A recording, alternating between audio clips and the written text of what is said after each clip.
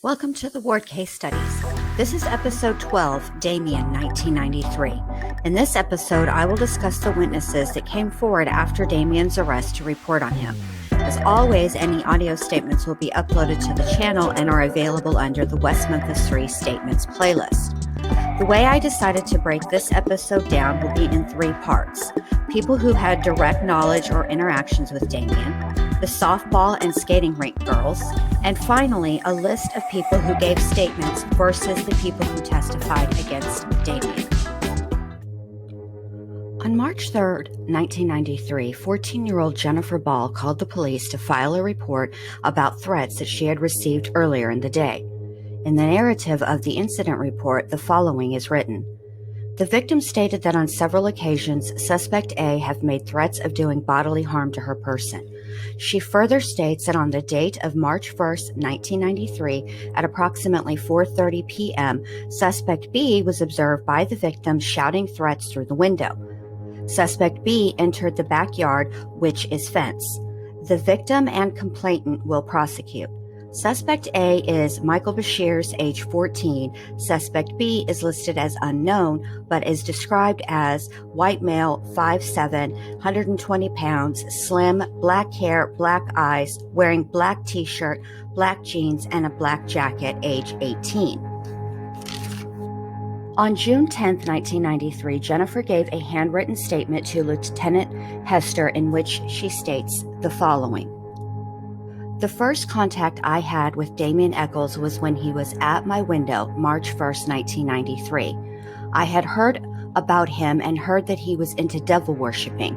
So was Michael and Amanda Lancaster.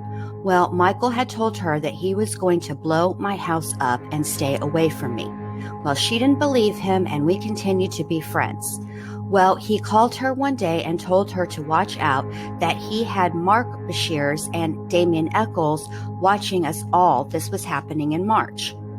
About March 1st, I was on a 3-way with Amanda Lancaster and Jack Held. It was storming that day. I kept on hearing something, but I thought it was just the rain. Well, I was in the kitchen. I was looking out the window and somebody jumped in front of it shouting, "You bitch, I'll get you. I'm going to kill you. You're going to die." I started screaming and hollering. I didn't know what to do. I dropped down in the corner of the kitchen. Amanda was hollering at me, "Jennifer, what is wrong? Jennifer, what is going on?" I told her that someone was at my window and it looked like Damien.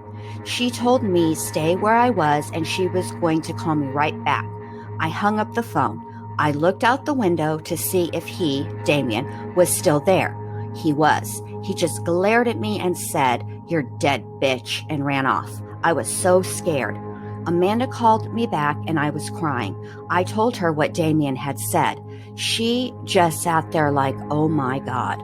About 5 minutes later, she said, Jennifer, was Damien wearing pure black and a black trench coat?" I said, "Yes, why?" She said, "He's walking down the street and eyeing my house." She got really scared and started crying, and then her house alarm went off. She was screaming and crying. I didn't know what to do. I had a feeling that Damien was going to be watching us and after us. When my mom, Teresa Woodson, got home from work that day, I told her what happened. She didn't know what to do. She waited for my stepdad, Don Woodson, to get home. She told him about it. He really didn't know what to do either. Me and my mom were talking and she asked me to describe Damien. I told her that he had black hair and these eyes that looked black. He was dressed in a black shirt, black jeans, and a black trench coat. She asked me if he was tall. I told her yes. She said she remembers seeing him in Walmart. This was about 10 minutes after he'd passed by Amanda's house and came up to mine. She decided to call the police. Officer Reese came to our house. She asked me to describe Damien. I did. She, Officer Reese, asked me if I was sure it was Damien. I told her no. I was scared that if Damien found out I told, he would definitely kill me. So the person at my window was left blank. Well, about a month ago, I was in Kroger. I had left my mother to go get something. While I was looking, I noticed that somebody kept passing by and looking at me. When I looked up, I discovered that it was Damien. I just ran off. I didn't tell my mom because I didn't want her to worry, so I let it slide by. About 3 weekends ago, I went skating with Amanda Lancaster. We were having a good old time until Damien walked in. I looked at Amanda and pointed. She just said, "Oh my God." I told her I was going to call my mom. She told me to just ignore him. She had told Amy Wilson when the 3 boys first got murdered that Damien and some boy named Jason had murdered them. Amy just ignored her. Well, me and Amanda were walking around the skating rink. We decided to sit down and get something to drink. We were about 2 tables over from Damien, Jason, Baldwin, and his girlfriend, Heather. I don't know her last name. Well, we were all sitting and having a good time. I noticed that Damien kept on staring at me. I just ignored it, or at least I tried to. I looked up and noticed that him and Jason were whispering to each other and pointing at me. Damien whispered something to Jason, and Jason looked over at me and said, "I don't know." Then Jason whispered something to Damien, and Damien looked at me. He looked me up and down and said, "Yep." Then Damien started saying something, and Jason kept on saying, "No, man, no." Well, we finally left the table and went walking around. We went to the back of the skating rink. I noticed that Damien had followed us, not with his body, with his eyes. It was really starting to freak me out. My best friend Shannon Sanders was up there. She noticed that I had been acting paranoid. She kept on asking me what was wrong. I told her I was just tired. Finally, on Sunday, I told her what was the matter. I had lost Amanda and was trying to find her. I went to the bathroom to see if she had walked in there. When I came out, Damien was standing there against the wall. I bumped into him. I didn't realize who it was until I looked up. When I looked into his eyes, it's like I froze. I just stood there. It's like something clicked and I came back to reality and I ran off. His eyes followed me all the way to the back. I didn't really say anything to Amanda because I didn't want to get her scared. We stayed at the back for about 10 minutes and decided to go back up to the front. Well, some girl, I can't remember her name, really didn't know her, asked me to go buy her some candy and a Coke. When I went to give it to her, I noticed she was at Damien's table. I just ran over there, handed it to her, and walked off. I could feel his eyes following me. Well, later I found out that he was asking some people who I was. Some girl that I don't know told him I was Jennifer Ball. He sat there for a minute and then said, Jennifer Ball, I know her, I really, really know her," and had this evil look on his face. Then he started asking around what Amanda's phone number was and where she lived. No one would tell him. While we were walking, out of the blue, Amanda started saying, "Shut up, shut up." I looked at her and asked her what was wrong. She said that she could hear Damien in her mind saying, "Bitch, you're gonna die, you know too much." Last year, Amanda had PE with Damien. She said he would sit there and enter her mind. It really freaked her out. Well, it was finally time for us to leave, and I was glad. Damien watched us as we went out the building. Ever since then, it feels like someone is watching me. Friday, after everyone had found out who murdered the little boys, I got a phone call. I answered the phone, and someone asked who this was. I said, "Jennifer." They said, "Well, you and your friend Amanda were the next to die by Damien," and hung up. I was really freaked. I didn't say anything to Amanda about the phone call. I had heard that Damien was going to kill 2 more girls, his girlfriend and Jason Baldwin's girlfriend. Well, Jason's girlfriend is a girl named Heather, whom is Amanda Lancaster's cousin. I don't know her last name. Amanda kept on saying Friday, "I know those 2 girls were me and you. I knew they were." I just told her not to jump to conclusions, even though after the phone call, I was certain it was us. After Amanda read the statement in the commercial appeal, she kept on saying, "I have a feeling our picture is in that briefcase. I have the weirdest feeling. I just wish somebody would find out." Then yesterday, some woman that had come swimming with my aunt told my mom that she heard Damien was going to sacrifice 2 virgins next. I told my mom about the mysterious phone call. She asked me how come I hadn't told her. I told her I thought it was a prank. But now I'm really not for sure. It's just really scary. Now I feel like everywhere I go, I'm being followed. I haven't had any phone calls since Friday. Teresa Woodson, Jennifer's mother, also gives a statement. She says basically the same things as Jennifer, with a few more details. Mrs. Woodson states that Jennifer was told, quote, when her stepfather and mom went to California, she better kiss me goodbye for good because she would never see me again. She also states, quote, a boy that lives 2 doors down would tell Jennifer, I will have Damien to kill you because he, Damien, is a member of a cult. Teresa tells detectives Michael Bashirs threatened Jennifer in school, and she spoke to Mr. Heath about it, who assured her he would take care of it. However, the threats from Michael didn't stop. Instead, Michael would threaten Jennifer through friends. She contacted Michael's mother, who told her she would have Jennifer taken away from her. Michael told Jennifer that when her mother left for California, he was going to blow up her house. He further stated that his cousin, Mark Bashirs, was in a cult like Damien, and they both were going to kill her. Detectives also speak with Jennifer Ball's friend, Amanda Lancaster, age 13. In her handwritten statement, Amanda states, Heather Cleette had told me that Damien had been asking questions about me, about where I live and my phone number.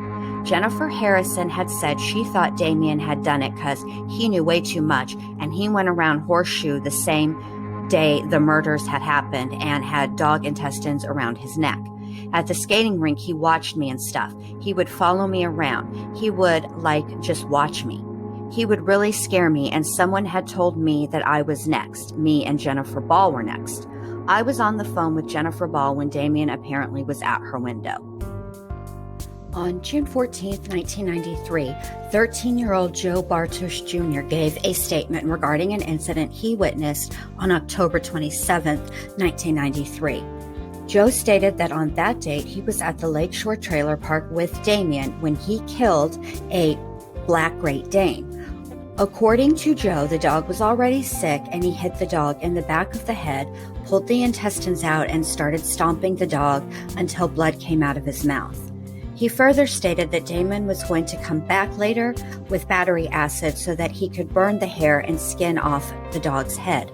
Joe continues, quote, he had 2 cat skulls, a dog skull, and a rat skull that I already knew about. He kept these skulls in his bedroom at Jack Eccles' house in Lakeshore.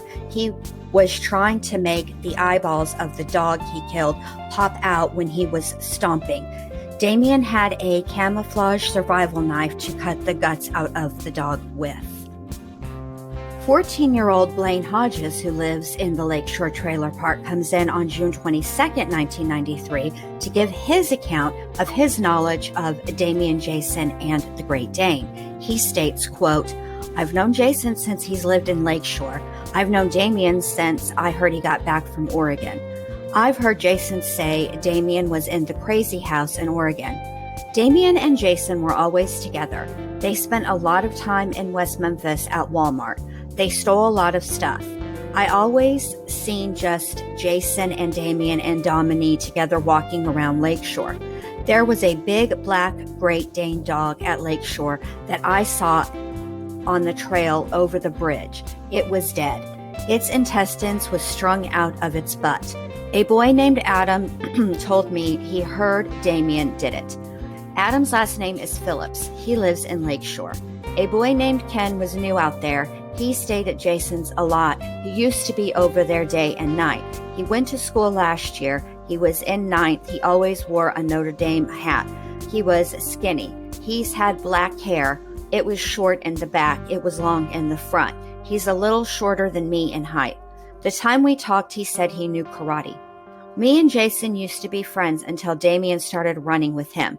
When Damien started wearing black, Jason did. Jason seemed all right to me. In the previous episode, I discussed Damien being admitted to Charter Hospital on June 1st, 1992, where he admitted to getting into a fight and, quote, gouging the victim's eyes out. The person he was referring to is 18-year-old Shane Divelbus. Shane comes to the West Memphis Police Department to give his statement to Detective Allen on June 17, 1993.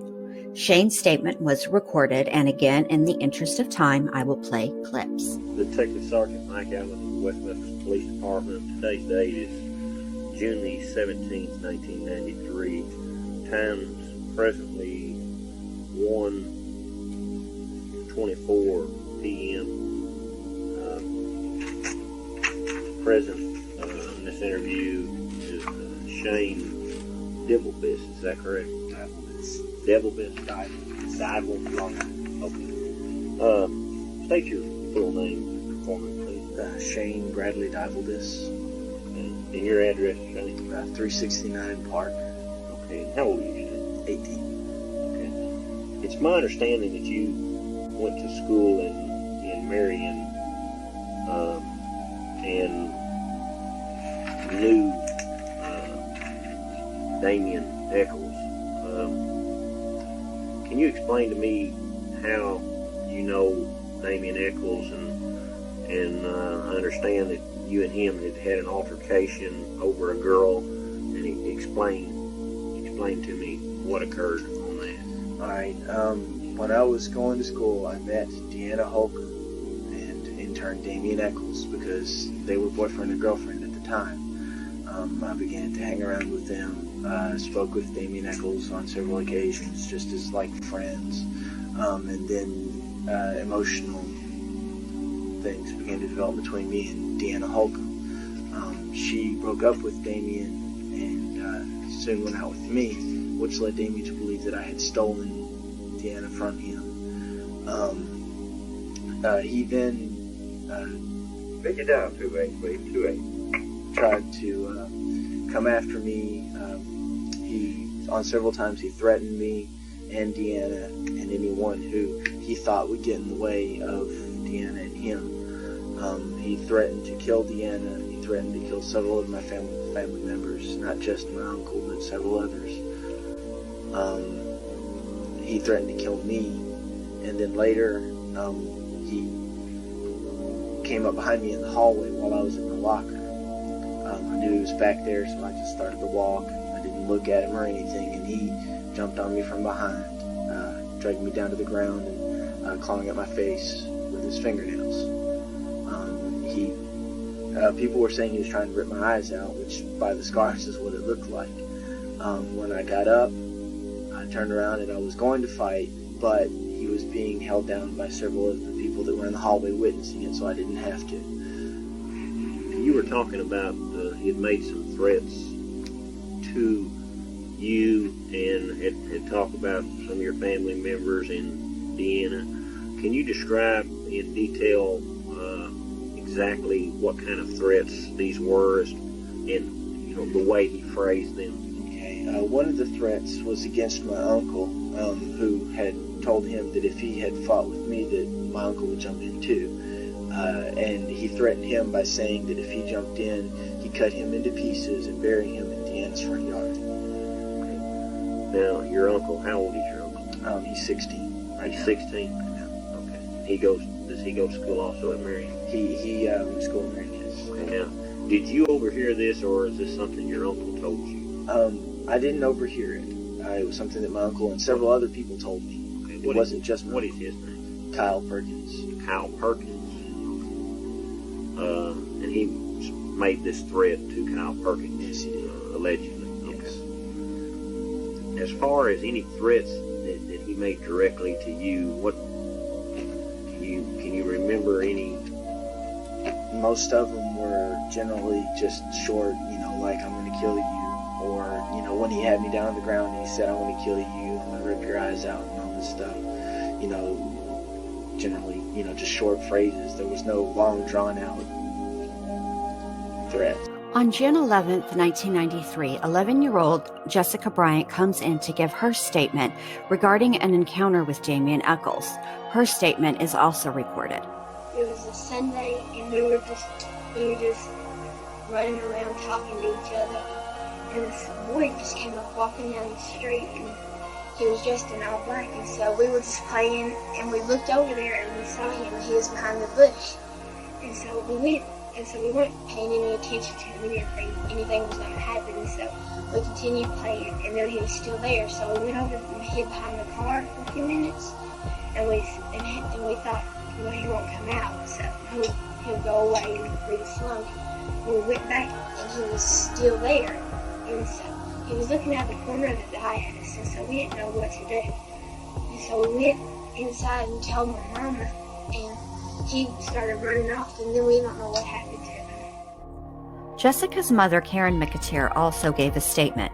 She stated the following.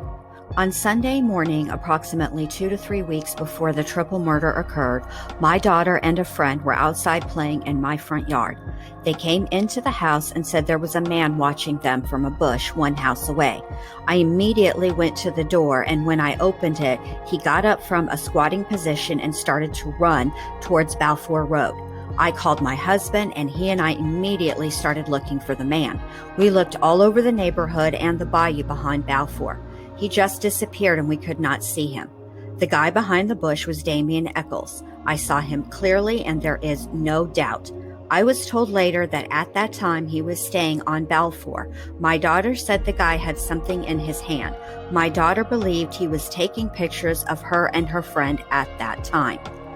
The neighborhood that Karen and Jessica lived in is not the same neighborhood the boys lived in. On May 26, 1993, William Jones, age 18, came to the police to give a recorded statement about a conversation he had with Damien where he confessed to killing the boys. A week ago, you said you got into a conversation with Damien, and you just relay what happened. Where was it? It was on the Store Street in Lakeshore, where we were talking in that little park. Okay. And it was like, everybody in Lakeshore heard that Damien had did it, and he got questioned and everything. So when I was his friend, we used to be his friend, so I asked him. Everybody wanted me to ask him, so I asked him. And he said that he cut him, and that, had sex with him, molested him. And he was real drunk. Real drunk.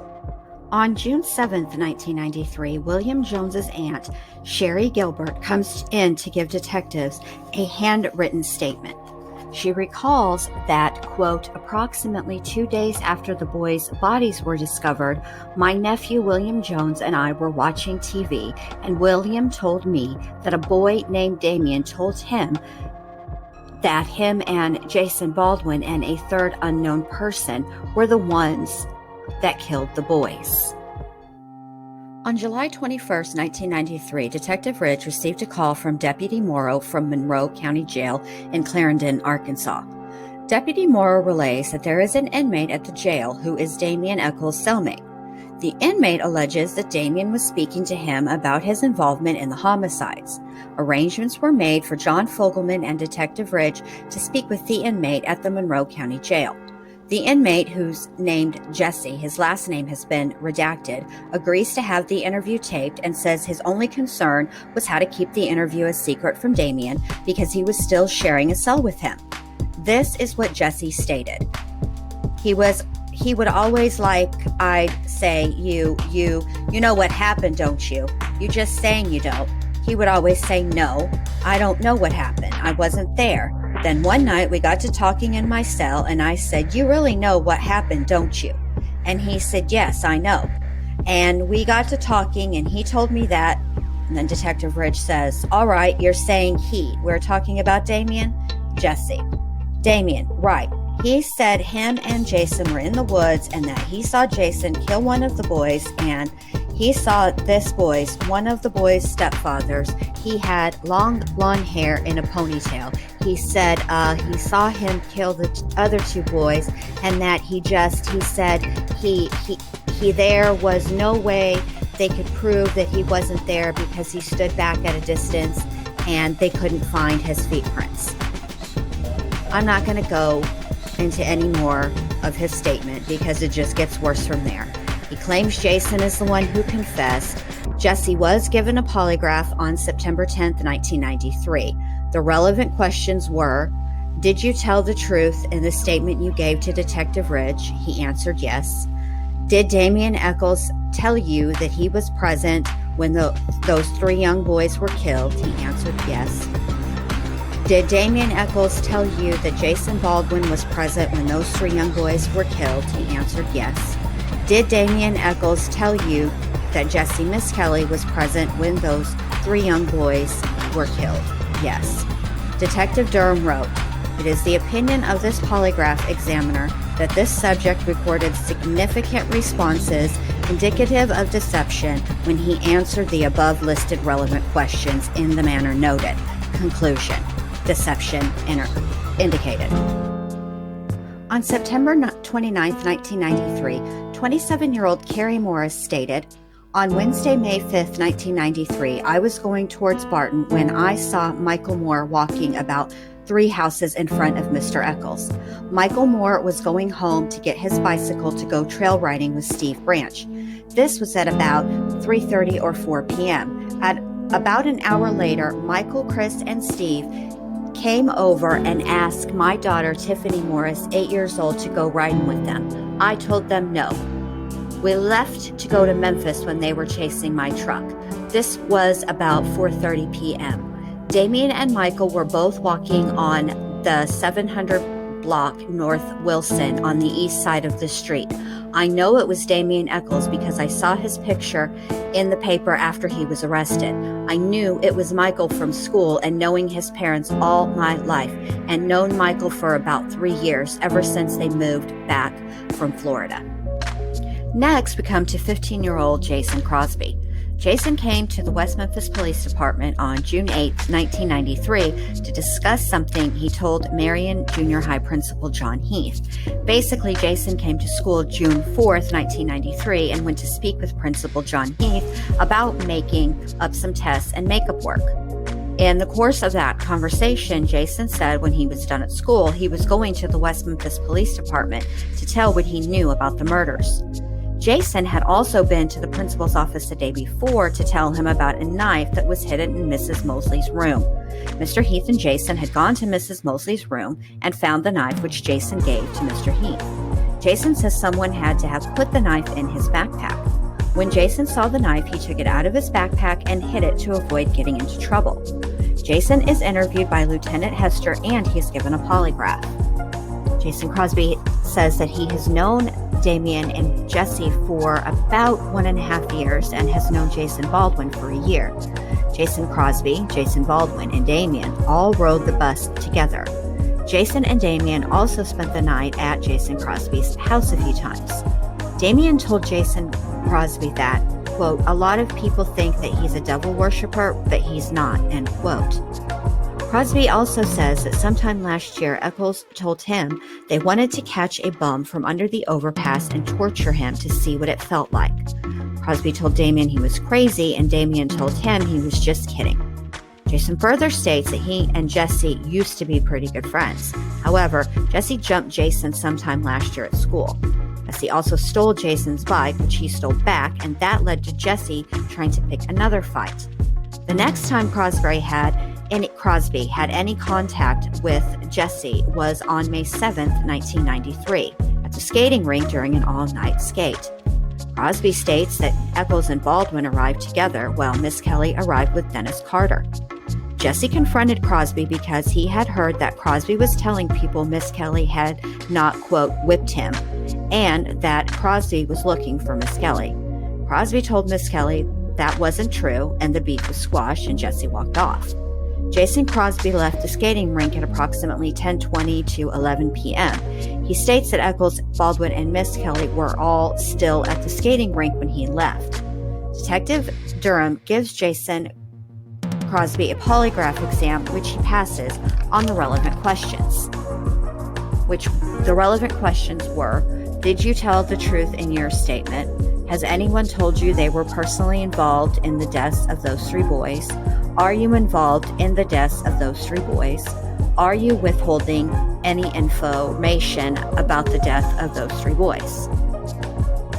Prosecutor John Fogelman interviews Jason Crosby on September 2nd, 1993 in reference to a knife that was stolen.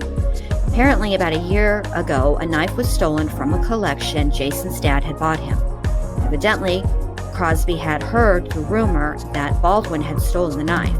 Crosby confronted Baldwin, and Baldwin told Crosby the knife had been traded along with a trench coat to his cousin or uncle in Mississippi for a bike. At the time the knife had gone missing, Eccles and Baldwin had spent the night at Crosby's house a couple of times.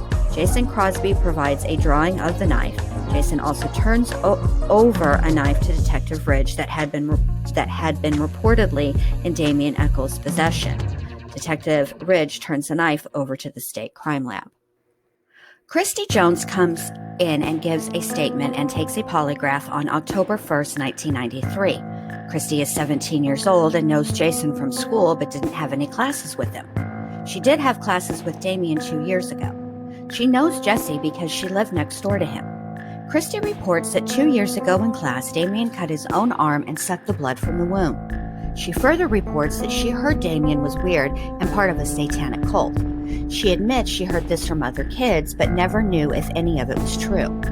Christy also recalls that in the middle of May, Vicki Hutchison asked Jesse if he knew Damien, and Jesse said he did from school. Vicki asked Jesse to introduce her to Damien. Christy said this took place at Vicki's house where she, Jesse, Christy Anderson, Vicki, and her son Aaron were all present during this conversation. Miss Jones says she was, quote, working at Shoney's restaurant during the evening hours from last of April for about 6 months. Christy is given a polygraph exam, which Detective Durham reports she passed. Now let's discuss the group of girls that came forward who are commonly referred to as softball girls.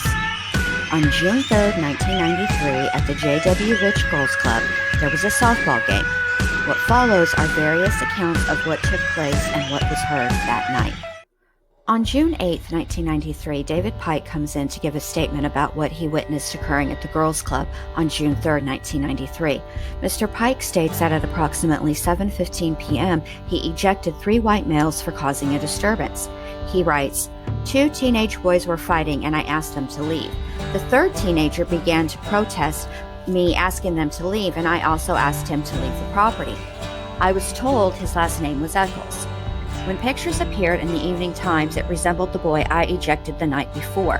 One girl on my ball team, Juliana Deacon, daughter of Sherry and John Deacon, was said to have heard the boy make a remark concerning something he did and that he was going to hurt someone again. Peggy Simmons also comes in on that date to report what she saw and heard. This is what she wrote. The Thursday night that David Pike is referring to, I saw Jason Baldwin at J.W. Rich Girls Field. Thursday, May 27th, 1993, I saw Jason Baldwin and Damien Eccles and Jesse Miss Kelly at the club to watch girls' ball game.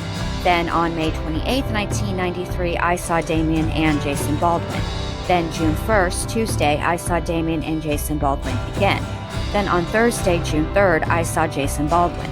The mother of Jackie Medford, Donna, her last name was redacted, approached me and told me that Damien had been up here bragging about killing the 3 boys and that he was going to kill 2 more and already had one stalked out. Jackie Medford was standing by her mother when she was telling this to me. On June 8, 1993, Sherry Deacon is interviewed by Detective Allen and Detective Anderson at her home. Mrs. Deacon is the mother of Juliana Deacon, age 8, and Jenny Deacon, age 13, who were at the girls' club on June 1st. Jenny reports that she saw a guy they called Damien up there, the one who had been arrested, and that she was told by her friend, Rachel Myers, 14 years old, that Rachel had overheard Damien brag about killing the 3 little boys and wanting to kill 2 more. It's written with asterisks, only info she knew. Mother, Sherry Deacon, stated that her daughter Jenny did come home after the game and tell her this. Jenny stated her little sister only heard what she heard from someone else. Attempts to contact Rachel Myers were made on June 8, 1993 at 4:30 p.m. No one home is noted. And again on June 10, 1993 at 9:30, no one home is also noted. Donna Medford comes to the station on June 7th, 1993, and relays the following. The week of May 24th, when my two girls, Jody and Jackie Medford and Christy Van Vickle, got in the car, they started all talking at once, telling me about what the weird black-haired boy had said that night. They all said that they heard him say that he had killed those 3 little boys. Jody said she heard him say, quote, he had killed the boys, and before he got caught or turned himself in, he was going to kill 2 more and already had one picked out, end quote. I told them he was just nuts and to stay away from him. Katie Hendricks was also with me that night and repeated the same story. She also told me he said he was going to bite her titties off. When she left, she yelled, "Did you really kill those 3 boys?" And he yelled, "Yes." On June 11th, 1993, 14-year-old Jody gives her written statement, which reads, about 2 weeks ago, I was at the girls' club softball field and I heard Damien say, quote, I killed the 3 boys and before I turn myself in, I'm going to kill 2 more and I already have one picked out, end quote. I overheard him say this to a group of people when I was walking by him. I don't know him, I just know of him. And Jason Baldwin and his girlfriend Heather were standing by him. I was with my sister Jackie and her friend Christy Van Vickle. That was the first time I had ever seen Damien, and the next night he was there too. Her sister, 10-year-old Jackie, wrote, 2 weeks ago, I heard Damien say that he killed the 3 little boys. We were at the girls' club, and he was with several people who were around him. I do not know who all of these people were. I was with my best friend Christy and my sister Jody. The third Medford sister, Jessica, age 12, wrote, I was at the girls' club about 2 weeks ago. I was sitting with my mom. I heard him say he did kill the 3 boys. My cousin asked him. I heard her voice and turned around. I then heard him say it after she asked him. My cousin, Katie Hendricks, and he is Damien. There was another boy with him, but I don't know who it was. Here's what 11-year-old Christy Van Vickle wrote. 2 weeks ago, I was at the girls' club with Jackie Medford. I passed by Damien Eccles and Jason Baldwin, where talking to a bunch of people. He wasn't talking to me. I heard him say that he killed the 3 boys. It scared me, so I walked away. I didn't hear him say anything else. I told my mom what I heard. This is what Katie LaFoy had Detective Ridge write for her. On Tuesday, June 1st, 1993, I heard Damien Eccles talking to a bunch of girls. One was Jody Medford. I heard him say, quote, yeah, that I'm going to do it to some more people too, end quote. I heard some of the group talking about the murders of the boys, and that is the reason he made the statement that she heard. I also heard him say that if that person said anything that he knew would get them to just see what was coming next. This statement is written by Detective Ridge at my request. Jason Baldwin was with Damien at the ballpark when Damien made the statement. The next softball girl to come forward is 14-year-old Michelle Carter on June 9th, 1993. She wrote the following. About 2 weeks ago at my ball game at the girls' club, I was told by Shannon Bowles from Marion that there was a boy named Damien that said he killed the boys and he didn't cut their thing off, he bite it off. Shannon showed him to me and pointed him out to me. Shelley Wolf from Marion also told me that she cut herself one day and he asked her if he could suck her blood. Later on, more of my friends, Tara Couples, Corey Catt, and Shannon Bowles, were standing with me in front of the concession stand with her brother Trey Bowles and a bunch of his other friends. I'm not sure what their names are. We all sat down, and as we sat behind the bleachers, we saw Damien sitting beside us. We tried not to look at him, so we moved over a little. He never talked to me except he asked who we were. I told him Michelle Carter. He never said another word to me. Corey Catt and Tara Couples left, and it was me, Shannon Bowles, and Trey Bowles sitting on the grass still, and I just happened to hear Damien say something about him and the devil, so I decided to get up. Right before my game started, Shannon Bowles also told me that he wanted to kill 2 more people and he knew one of them was his ex-girlfriend. Shannon Bowles said her brother Trey Bowles knew more and that it was his friend Sean something that told him. I think that was his name. I never saw him after that. Detectives speak with Shannon Bowles and her brother John Dudley Bowles III, who goes by Trey, on September 7th, 1993. Here's what Trey wrote. Around the last of May, I was over at my friend's house in Belvedere. His name was David Smith, and a guy named Shannon Way came over. We just got through watching the news about the killings, and Shannon Way said he heard Damien Eccles bragging about killing those 3 boys, and that was around 5:30 p.m. in the afternoon. Then we went to the girls' club at 6 o'clock, and we seen Damien Eccles and Jason Baldwin out there.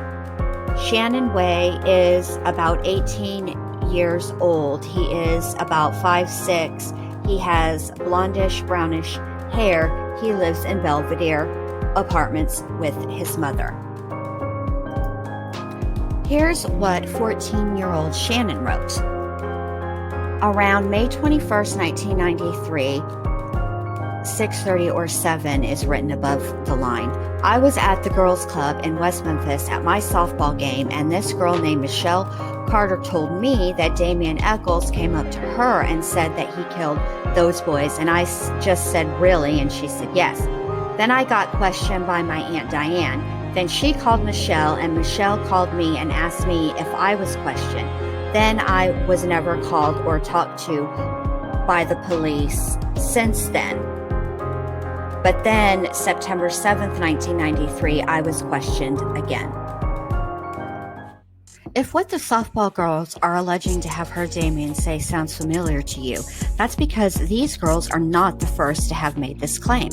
Remember the girls from the skating rink? Here's a quick recap. Vicki Hutchison told detectives that she, quote, heard that Robert Birch had told a girl named Whitney that he had killed the boys and that she had better not tell anybody or she would be killed. She apparently told a girl named Jennifer about what Robert had told her, end quote. However, 6 days before Vicki's statement, 2 teenage girls named Joni Brown and Tony Cassell came to the West Memphis Police Department to report what they overheard at the skating rink. In Joni's statement, she says, quote, Jennifer Ashley and Whitney Nix told me that Robert Birch had told her that him and Damien Eccles had murdered them 3 boys, and they were going to murder 2 more kids before they turned themselves into police, end quote. Tony Cassell wrote that she heard it from Crystal Hensley and Jennifer Ashley. Finally, on June 15th, the source, 11-year-old Whitney Nix, is interviewed, and it's determined she didn't actually hear Damien say anything. And by this time, the detectives have long forgotten Robert Birch. Well, this statement allegedly made by Damien is ringing bells to the detectives too. But which detectives? Not detectives from the West Memphis Police Department. The next potential witness named comes from none other than Don Bray of the Marion Police Department. Although just exactly how Don Bray knew to send Detective Allen to speak with Brandy Wilson is a mystery to Detective Allen, Brandy, and her mother Peggy Cummings. How do I know this, you may be wondering? Well, because Detective Allen asks Peggy, how did Don get a hold, as far, I'm possibly assuming that he possibly got the information from rumors or whatever going around the school? Peggy, I don't have any idea. He never did tell us. He never did. Now on to what 12-year-old Brandy had to say. Brandy says that she was at the skating rink on Friday, May 7th, 1993, when she overheard a conversation between Damien, Dominic, she's talking about Dominique, and Jason. From the transcription, Brandy. He was talking to Dominic and Jason. He was like showing off that he did it, and I was listening this whole time, and my sister was holding me down, and she was talking to another person, and I was listening this whole time, and he said he had something to do with them and that he did it. Brandy also states she said her friend Damien told her friend that he keeps locks on his doors and he keeps people out and doesn't let his parents in his room. Detective Allen, you were saying something about in some jars? Brandy, they said a human ear and a testicle. Allen, okay, do you know of anybody that you feel we might need to talk to? As far as anybody else that you heard anything about that. They may have heard or overheard anything. Or Brandy, I've heard stuff like a couple of other people were involved in it. Alan, do you have any idea? Brandy, I know one of their names is L.G. Hollingsworth. The following are lists of people who I covered in this episode who gave witness statements, compared to the list of people who testified for the prosecution during the Eccles-Baldwin trial. And keep an eye on you, son, so they can watch all the things you do. Because the drugs never work, they're gonna give you a smirk, cause they got methods of keeping you clean. They're gonna rip up your heads, your aspirations to shreds. Another cog in the murder machine. They said, I'll teenage and scare the living shit out of me. They can care less as long as someone will bleed. So darken your clothes, or strike a violent pose. Maybe they'll leave you alone when you're in me. The boys and girls in the clique, the awful names at the stick. You're never gonna fit in much, kid. But if you're troubled and hurt, what you got under your shirt will make them pay for the things that they did. They said, "I'll teenagers scared." That was quite a list of people that came forward. I think the validity of their information is best summed up by whether or not the state called them to testify. Except Shane Divelbis, because Damien readily admitted to trying to gouge his eyes out. As for the softball girls, this is what I suspect happened. I think Whitney Nix is patient zero. I think she started a rumor at the skating rink. I think it took off from there. It's not unreasonable to believe the rumor came back to Damien. If it got to Don Bray, it's entirely possible Damien heard the rumors about himself. Point in fact, in several of the witness accounts in this episode alone, Damien is dispelling the rumors about him. What I think the softball girls really heard was Damien discussing these rumors. I think that's what Brandy Wilson heard as well. The morning of May 7th, 1993, Damien had been visited by Lieutenant Sudbury and Steve Jones to question him about the murders. I think that Damien thought it was a huge joke, and I think that's what Brandy heard. As always, thank you for watching. In the next episode, I will discuss Jason Baldwin.